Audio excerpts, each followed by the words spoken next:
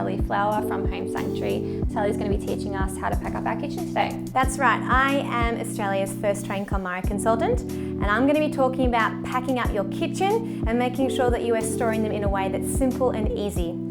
First of all, when you're packing up a kitchen, like any other category, you want to make sure that we're only packing and storing things that we really love. I highly recommend decluttering before you start to put things in storage. In the KonMari method, we use the notion of sparking joy. So we're going to be keeping and storing things from our kitchen that we like using, that we like entertaining with, that inspires us to cook, and not packing things just because it's there. Making sure that we're moving things that we love and we're looking forward to having in our new destination. So let's start with cutlery. And the reason we want to start with cutlery is it can be a little bit clunky when we're moving it. So I highly recommend that we put it in a cloth bag. This could even be wrapped in a tea towel or any kind of pillowcase, just something that's going to stop it from rattling around. And you would put everything in together and you would wrap them up or roll them up, and they can just slide down whichever box you're using for your moving.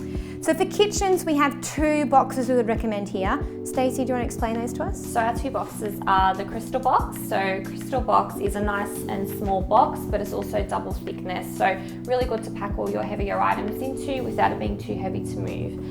The other box is our kitchen box.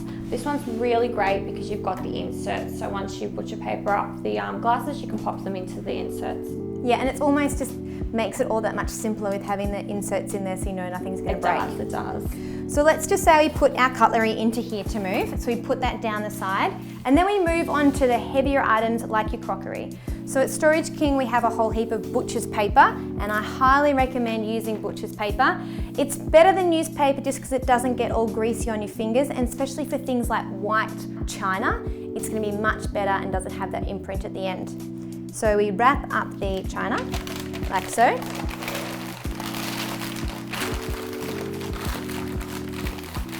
Making sure that I love this china, it's sparking me lots of joy, I'm looking forward to using it when I get to my house, and then you put it in your pack, like so. With the crystals, we'll use the kitchen box, so we'll just swap them over. So even though it does have the storage, you can see it can rattle around a bit, so I definitely recommend wrapping this one up too. And you can even stuff some of the wrapping down into the vase.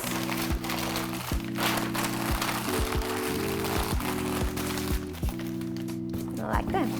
And then we're ready when we get to our new home to open up and have a glass of champagne to celebrate. When you're packing up your kitchen, everything of course sparks a lot of joy, it makes you really happy to use, so we want to make sure it doesn't break.